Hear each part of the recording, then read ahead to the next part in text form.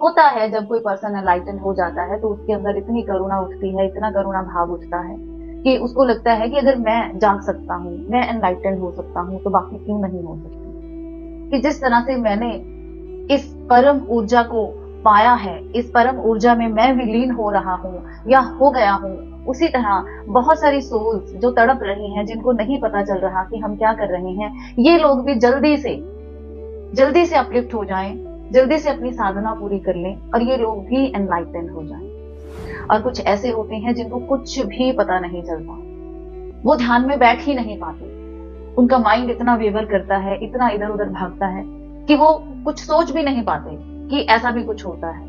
और कुछ होते हैं बीच में 50-50, उनको थोड़ा अच्छा लगता है, फिर से वो उनको अशांत हो जाते हैं, फिर से उनको थोड़ा अच्छा लगता है। तो सबके एक्सपीरियंसेस अलग अलग होते हैं। ऐसा क्यों होता है?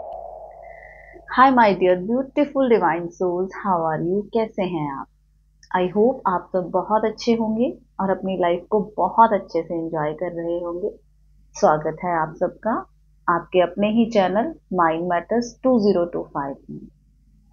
इस सारे पूरे अस्तित्व का मैं धन्यवाद करती हूँ, आप सबका धन्यवाद करती हूँ कि ये अस्तित्व जो हमसे काम करवा रहा है वो हम कोशिश कर रहे हैं कि अच्छे से करें, 100 नहीं अपना 200% दें। और जहां ये अस्तित्व जाना चाहता है, जहां जिसको छूना चाहता है ये छू रहा है, इसका काम बहुत अच्छे से चल रहा है। क्योंकि अभी हम अपनी खुली आंखों से, फिजिकल आंखों से हम ये देख नहीं पाते कि ये क्या हो रहा है, लेकिन जैसे जैसे हम गहरे उतरते जाते हैं वैसे वैसे हम बहुत नीचे तक, डीप तक देख पाते हैं और बहुत दूर तक देख पाते हैं कि हमारे आसपास क्या हो रहा है। तो आज हम बात करेंगे कि जब हम साधना के रास्ते पर चलते हैं तो जैसे हम एक अच्छे मुकाम पर पहुंच जाते हैं, एनलाइटनमेंट की तरफ बढ़ रहे होते हैं या एनलाइटेंड हो जाते हैं, तो एनलाइटेंड होने के बाद हमारा सबसे पहले ये मन करता है कि हमारे आसपास जितने भी लोग हैं वो सब एनलाइटेंड हो जाएं।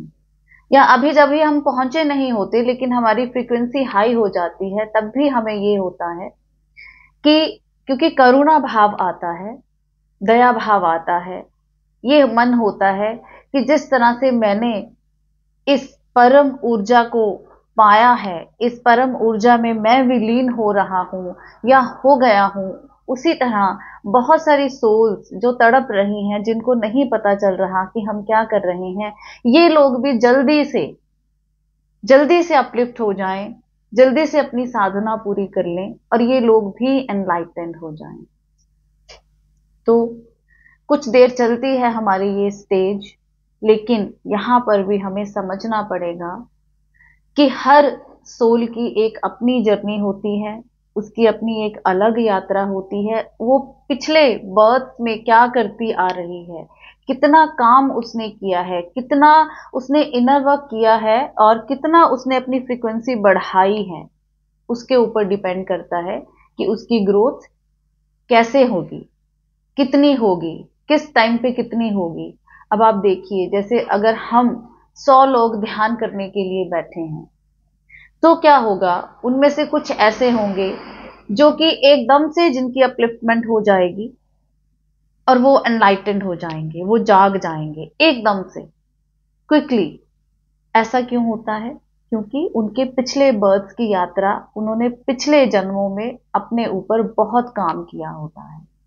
और कुछ ऐसे होते हैं जिनको कुछ भी पता नहीं चलता, वो ध्यान में बैठ ही नहीं पाते, उनका माइंड इतना वेवर करता है, इतना इधर उधर भागता है कि वो कुछ सोच भी नहीं पाते कि ऐसा भी कुछ होता है। और कुछ होते हैं बीच में 50-50, उनको थोड़ा अच्छा लगता है, फिर से वो उनको अशांत हो जाते हैं, फिर से उनको थोड़ा अच्छा लगता है।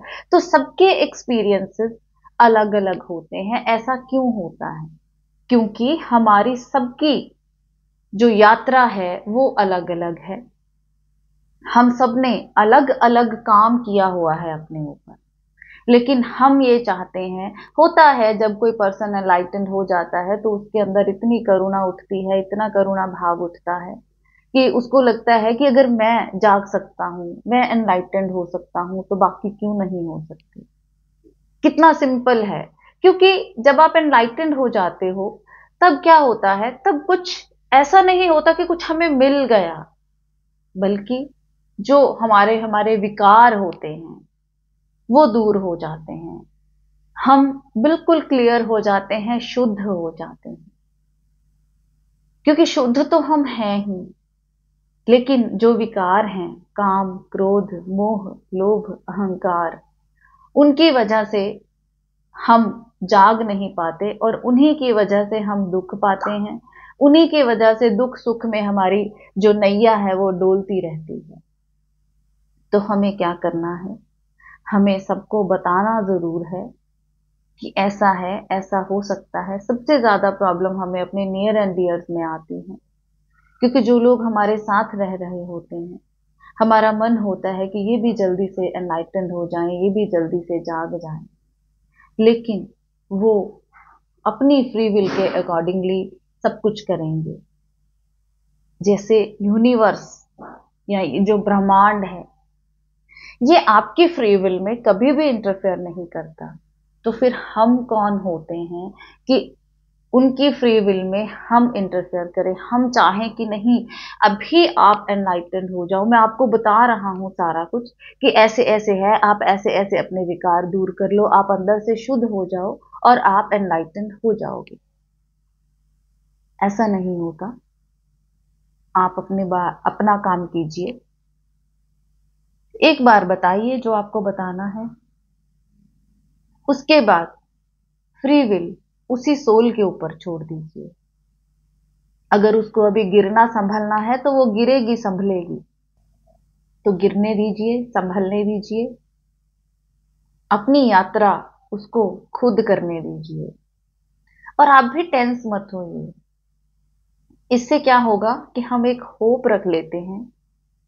अब एक और नई तरह की इच्छा हमने रख ली कि मैं अब इसको भी एनलाइटेंड करके रहूंगा। ग्रिप हो गई, इच्छा हो गई, तो क्या होगा, आप अपनी यात्रा के से पीछे आने शुरू हो जाओगे। तो क्या करना है, अपना फर्ज पूरा करना है, किसी से कोई इच्छा नहीं रखनी, हर चीज उनके ऊपर छोड़नी है, और आपको किसी भी तरह से अशांत नहीं होना, क्योंकि एनलाइटनमेंट आपकी हुई है, आपके आसपास वाले लोगों की नहीं हुई। वो जब चाहेंगे तब एनलाइटेंड हो जाएंगे। हमें अपने रास्ते पर आगे बढ़ते जाना है, अपना ऑरा स्ट्रांग करके रखना है, क्योंकि माय डियर, आपका ऑरा चाहे कितना भी स्ट्रांग हो गया हो, आपकी वाइब्रेशन कितनी भी हाई चली गई हो, लेकिन ये पूरा वर्ल्ड एनर्जी बेस्ड है। आपके आसपास भी एनर्जीज हैं, और ज्यादातर नेगेटिव एनर्जीज हैं, लो फ्रीक्वेंसीज हैं। तो आपका सबसे पहला फर्ज सिर्फ और सिर्फ आपके लिए बनता है कि आपको इस संसार में किस तरह से रहना है, अपनी परम शांति किस तरह से बनाकर रखनी है, कैसे आनंद की स्टेज में रहना है, कैसे समता भाव में रहना है, बैलेंस बना के रहना है। क्योंकि जब आप ध्यान करेंगे, कभी आपका ध्यान लग जाएगा, कभी नहीं लगेगा, कभी आधा लगेगा, आधा नहीं लगेगा, कभी 50-50 होगा। तो आपको अपने ऊपर चेक रखना है कि मुझे हर सिचुएशन में एक बैलेंस बनाकर रखना है, क्योंकि ये खेल ध्यान लगने या ना लगने का नहीं है। ये है कि हर सिचुएशन में क्या आप समभाव में रहते हैं, क्या आप समता बनाकर रहते हैं। ये है आपकी असली यात्रा, आपकी असली परीक्षा, कि आपको बैलेंस बनाकर रखना है। चाहे ध्यान लगे चाहे ना लगे, लेकिन आपको समभाव में रहना है। संसार में बहुत सारी चुनौतियां हैं, आएंगी, चैलेंजेस आएंगे, लेकिन होश की यात्रा करनी है, होश बनाकर रखना है। हर स्टेज में आपको होश बनाना है, चाहे वो संसार में हो, चाहे वो अध्यात्म में हो। अगर ये आदत आपको पड़ गई होश की, तो आप होश में रहेंगे। लेकिन अगर आप बेहोशी में चले जाते हैं और उसके बाद जब आपको होश आ जाता है, तो उसी टाइम उठिए, संभलिए और अपनी यात्रा पे आगे निकल जाइए।